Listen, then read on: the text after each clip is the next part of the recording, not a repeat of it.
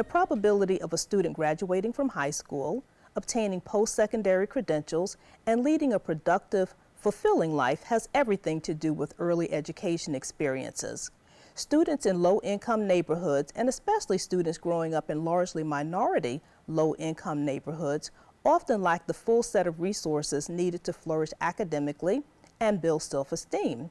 SOAR Learning Center, an early childhood education organization housed in Sarasota's Newtown neighborhood, has been working for more than 20 years to place young students from low-income households on a positive trajectory. Reading intervention strategies and building self-esteem and self-confidence are priorities for SOAR Learning Center's leadership.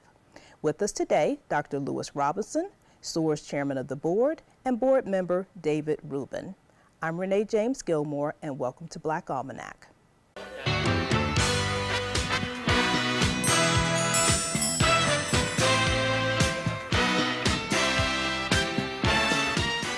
Dr. Robinson and Mr. Rubin, thank you so much for joining us today. You have some wonderful things going on at SOAR Learning Center, and this is one of those things that is not just hyperbole. You've got data to demonstrate the good things that are going on. So let's just start even with the end in mind. I know that you have a student that's going off to Yale University after having gone through your program. Tell us a little bit about her success and how you all are doing what you do to start sending students off to universities like Yale, and I'm sure Florida A&M University at some point. Right. Dr. Robinson? Well, yes, we do have a young lady by the name of Aaliyah Cunningham. And Aaliyah was a student in the SOAR After-School Learning Program for several years. And we recently found out that she was accepted at Yale University, which is an outstanding, obviously an outstanding opportunity for her. So we take the credit at SOAR for her, some of her success, obviously her parents as well. And, but she has been involved in that program for a number of years, so we're happy about that. I'm sure you are, and I'm sure she's not the exception. She's not. I wanted to say that she got into Yale with a 4.7 GPA. This is a bright girl. You know, and yet even she went through the SOAR program because at one point in her education, there was a gap in her reading skills or math skills or anything like that. And sometimes even the smallest gap can mean a difference. And so what SOAR does that's so special, it's that it's not a tutoring program by itself or just an after-school homework program, although those are important. What's unique about SOAR is that children come with all kind of very unique needs. And so often they're in a one-size-fits-all environment. But what Mrs. Jacqueline Polk, the director and founder of this program, is able to do is work with the students to really understand what is their unique challenge that is getting in the way of them being up to that reading level that's so important, you know. And so that's what it is, to identify it, to set up an individualized program for them, and then to work with them in a custom way in order to get them right back up there by that critical 4th grade, you know, period. I understand this is very rich curriculum. This is not just homework assistance, it is a rich curriculum that you all have developed. And Dr. Robinson, I know that you have been leading education for more than 30 years now and continue to do so. So the community is very fortunate to have someone like you sitting at the helm in terms of being the chairman of the board and helping with the strategies that go forward. When we talk about the gaps, I understand that many of the students that you all are caring for and teaching are within that 25% of the lower quartile in terms of learning. So how are you filling that gap? And if you don't mind, since you really have expertise in this area, talk to us a little bit about what the state of Florida expects in terms of performance and outcomes for K through 3, kindergarten through 3rd graders, and where you all fit in making sure that the students are getting that gap filled. Well, you know, the state of Florida, as you know, every school district in the state of Florida recognizes and wants to do something about that lowest 25% of students. And what that simply means is that these are the students who are not at proficiency level. And so anytime you can come up with an idea or a program, such as the SOAR Learning Center program, to assist with that, it's really a good thing. In essence, the state of Florida provides reading, mathematics, and a number of other course areas that students are tested in throughout elementary as well as high school. Unfortunately, or I should say fortunately, the testing begins at grade 3. And our program is designed to work with students from kindergarten, first grade, second grade, and then third grade. So trying to find the right metrics for kindergarten, first and second grade is somewhat of a challenge. However, once they reach grade 3, the state steps in and says, here's what you need to have in order for these kids to be at the level of proficiency. Prior to that, in grades K1 and 2, we try to find metrics that deal with social development, social skills, as well as the academic aspect of reading and mathematics skills for these youngsters. So at the SOAR Learning Center, what Mrs. Polk and those teachers that are trained to do have been able to design curriculum for students based on their individualized deficits. And once those deficits are identified, based on Sunshine State standards for the state of Florida, which is hugely important, because our alignment with what we're doing at SOAR necessarily needs to be in alignment with what the school district is doing for those youngsters as well. So once those deficits are identified, then we are able to have our teachers to work very methodically with those youngsters to bring them up to the level so that when they're ready for testing at grade 3 with reading and mathematics, they are on level. Well, that's got to be a help to the school district. Absolutely. And one of the things we have worked very hard at the past years is to ensure that the program that we use for testing our youngsters, which is referred to as the iReady program, which is a computerized program. The district understands that in partnership with us. Tell us a little bit about that, because the iReady program? Exactly. The iReady so we're talking about. Well, the iReady program is a computerized program that's designed to work with students in the area of reading. Okay. Area of reading, and it's a district-wide school. It's a district-wide computerized program, and we also have access to that program to use with our students in the after school in the reading program at SOAR.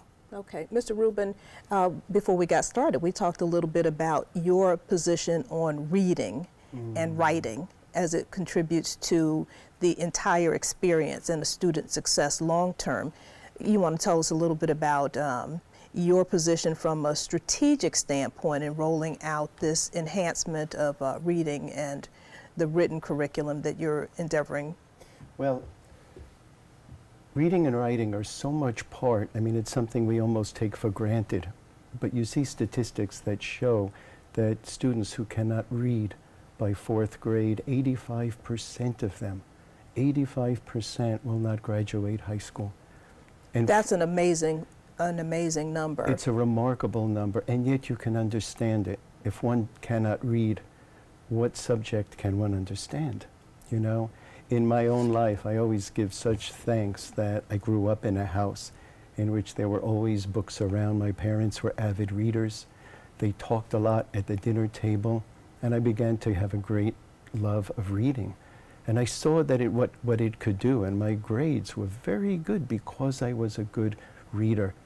I started skipping grades, you know, quickly, and it all was because I read and I understood well. So that is the foundation, really, of the SOAR program. It is a platform from which children can soar. And there's another aspect to this, too, that goes beyond the simple reading capacity, and that has to do with confidence. We've seen so many children whose confidence has really soared because now they had a grasp of their education. You know, children can start to think there's something wrong with them. I can't learn. It's not that at all. They're having trouble reading, and sometimes it's the smallest adjustment that can unlock their potential. And so SOAR Learning Center, that name which was given by Mrs. Polk, you know, the letters mean seeds of academic resource. But for us, it really has another entire meaning, which is a place from which children can soar. And, you know, you give children what they need and the support and the tools, they're ready to grow. Let's talk a little bit about the self-esteem and confidence, because in minority communities in particular, we still hear far too many stories about students feeling kind of isolated for whatever reason. They can't read, they don't read well or read as well as they should. That makes them afraid to read out loud, makes them afraid to talk aloud, and so they end up holding their heads down sometimes, which makes people interpret that as being unable to learn. Not well prepared. So this self-confidence and self-esteem building, how does that play out in your SOAR classrooms? Let's talk about the fact that reading, first of all, is a very, very complex subject to teach. And once a student is able to get it and that light turns on, that's just a tremendous feeling for any teacher that's working with a child. Reading is such a complex area, and what we've learned down through the years about reading is that you just can't say we're teaching reading anymore. You're teaching vocabulary, you're teaching sequence, you're teaching all aspects. And I'm not a reading specialist. However, I've been around enough reading teachers to understand how complex it is and from the research. So when students don't get it, or they have a very difficult time getting it, they don't have the self-confidence to compete with that child or that student who is next to him or her in the classroom. It's like any of us in any endeavor. If you don't feel that you are getting it, then you feel that self-worth begins to diminish, and that self-efficacy comes into consideration. So what we do at the SOAR Center is teach self-confidence through reading. Because once students feel that they can get it and they are able to compete with the child next to them in the classroom, then they feel a lot better about themselves. I spent some years inside the prison system, and David mentioned a moment ago the fact that the statistic he gave a moment ago on reading. And prisons were being built in this country based on the number of kids who weren't reading by a certain grade level. So we know how important reading is to the contribution of society and a community such as Newtown, for an example. If we can get our families and our students to feel confident about themselves, then they feel confident about contributing back to the community, the neighborhood, or society in general. You know, in our region, we have not just minorities being African Americans, but we also have many individuals, families coming in that speak multiple languages, or let's say English is not their first language. Mm-hmm. How's that impacting your approach to reading? Because some students, I would imagine, are still learning not just to read, right, but to read English while they are speaking another language at home, perhaps. That is a very, very difficult situation for classroom teachers. And the earlier we're able to identify those youngsters who don't speak English, or English is used as a second language in the home, then the better we are able to get those students up to speed with respect to being able to test and read and write. I'll give you an example. In Broward County alone, there are 254 different languages spoken in that county that students bring to the classroom. Now, that's a challenge. That's quite a challenge. I'm not saying that Sarasota County has that many, but we do know that we have programs called English language learner programs that address the needs of those youngsters. And I'm not sure how many of those kids we actually see that come into the classrooms at SOAR at this point. Mm-hmm. Yeah. But you are trying to replicate success, not just have one student go off to Yale University as an example, but you're replicating success. So we talk about how extraordinary Dr. Parks, Ms. Parks' teaching style is. And you all are working on starting to observe and document what actually works so that it can be replicated. Right. And we talked often about that Mrs. Polk, who had taught in the system for 38 years, and then at SOAR for another 14 years, you know, and we would all look at her and say, what can we do to really download, to distill that DNA, to pass it on to others? And within that, it's more than just an approach to education, it's a culture. You know, in those classrooms, for example, every child who comes in is made to feel that they belong. This is your space, this is your home as much as anybody else.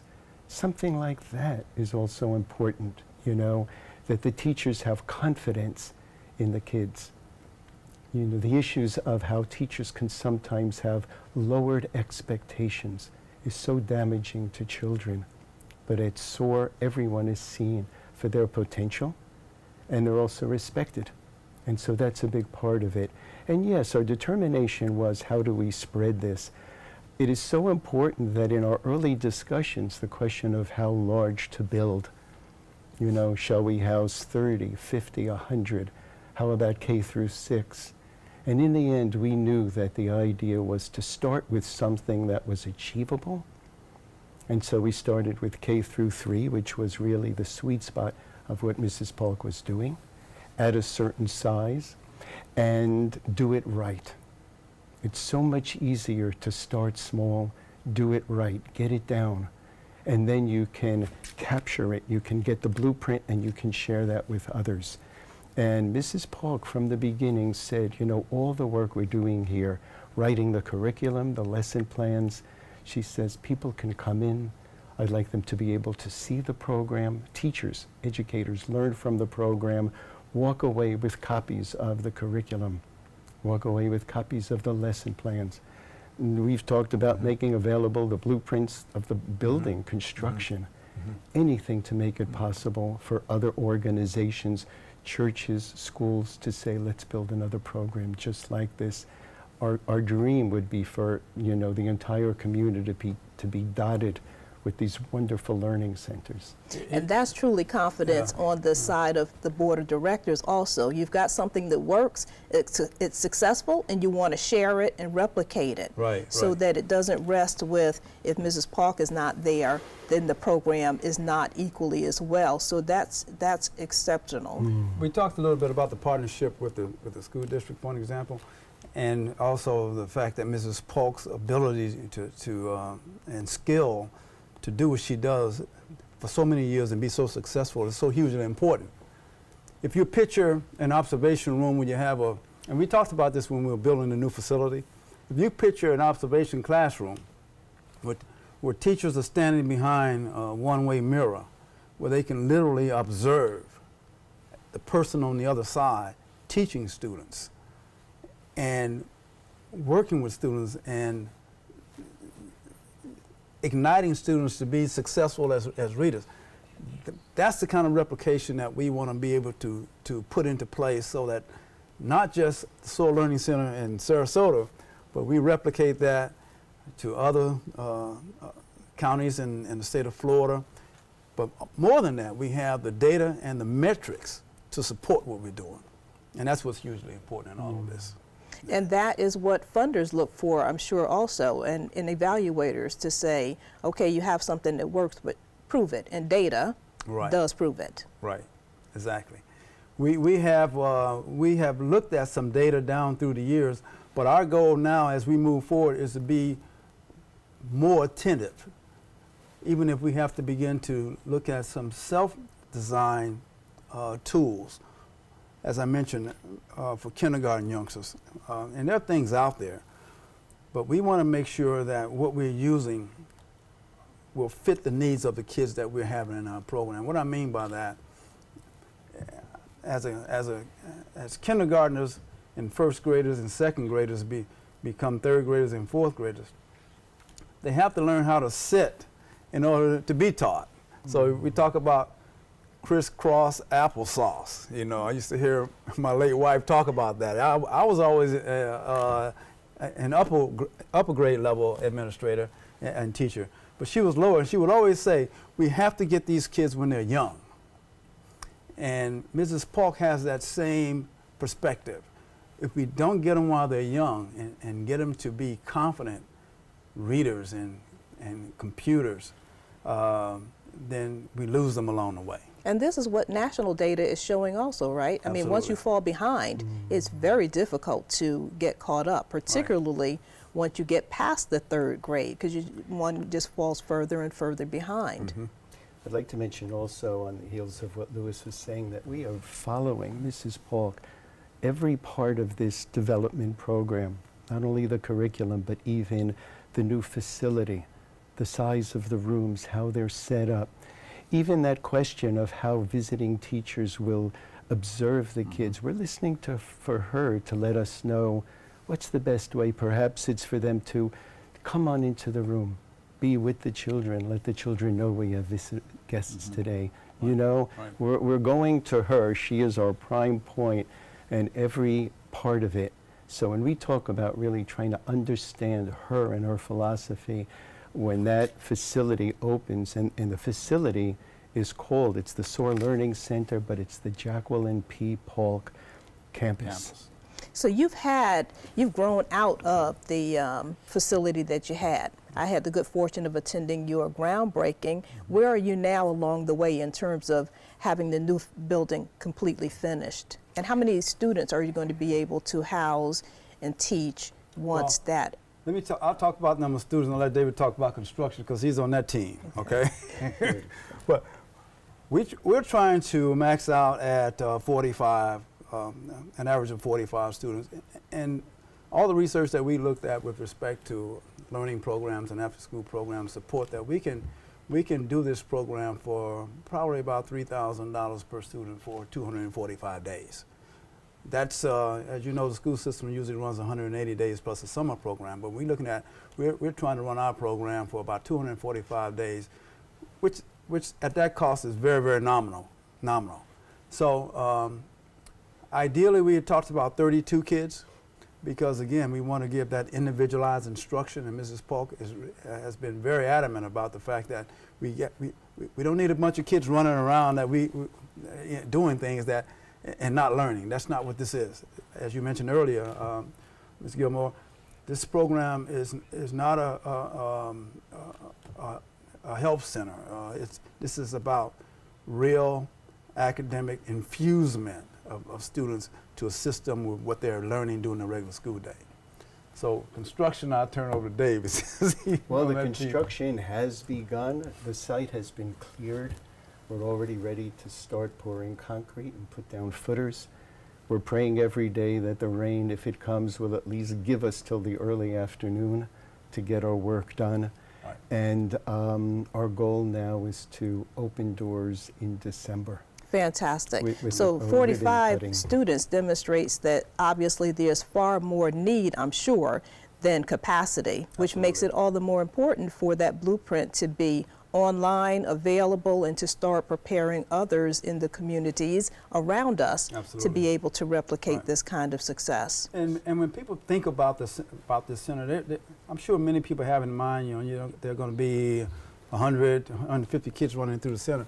That's not, first of all, it's not cost effective. Second, it's not effective in terms of what we can provide for those students academically.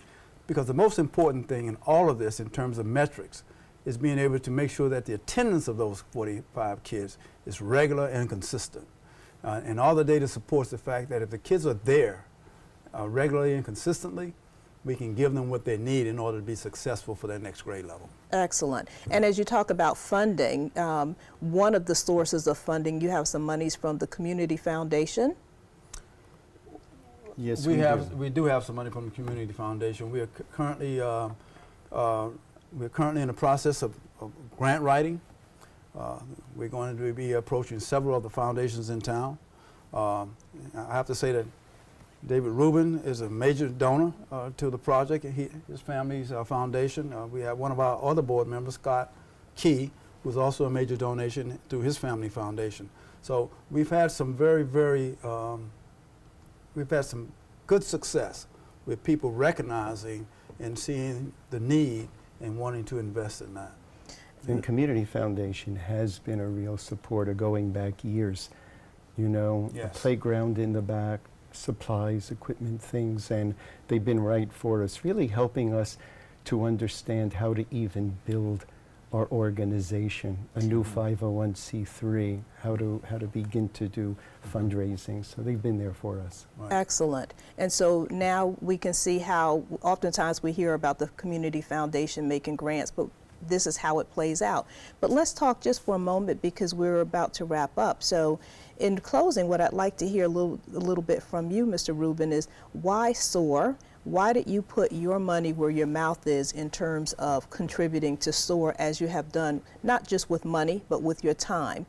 More than 200 nonprofits in this area, but you chose this organization for a reason. Tell us about that choice. Exactly. Well, my wife and I are very fortunate that a few years ago we realized we were able to support good works. But that also means supporting programs that are successful at what they do, you know. And of course, many of us will support international organizations, relief organizations. Anytime one looks around, there is something somewhere in the world that really is asking for our attention. But working locally is so critical. And you're right, there are so many opportunities to give in Sarasota. It's a place where there are many people of means, but the need is tremendous. Many people don't realize that. The reason we started with SOAR is that we wanted to see where we could make the most impact for the future. Many organizations are doing important work, but how do you start upstream far enough to where you're at that fork in the road between success and failure? And even that is something that, you know, a child who really falls off the tracks becomes something that the community then perhaps has to support. You know, it's costly to help, as you say, bring somebody back up when they've fallen off the tracks.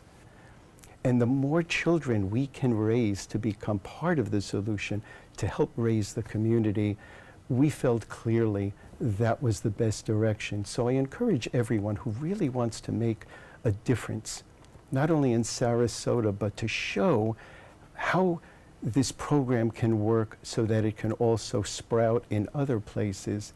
SOAR Learning Center is just an excellent place to really make a difference. Well, thank you so much. So when we talk about community-based organizations, from what you gentlemen have described, SOAR Learning Center is truly community-based. I want to thank you for joining us, and we are going to have you back as soon as you are ready for that grand opening. Thank you for what you're doing for the entire community. Thank you for having us. Appreciate it.